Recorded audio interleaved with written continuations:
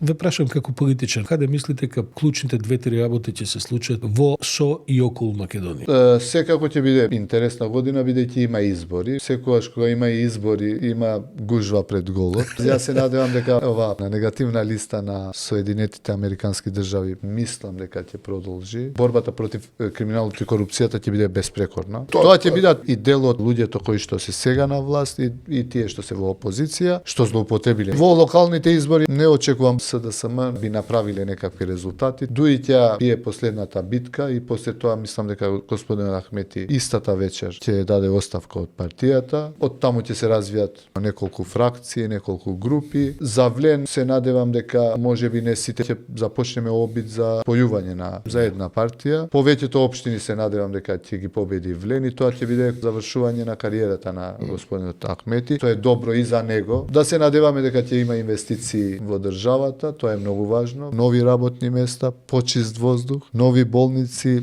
нови училишта и градинки. Сега сваќам зашто го засилуваат пензискиот фонд, они планираат многу политичари у пензија да ги пратат.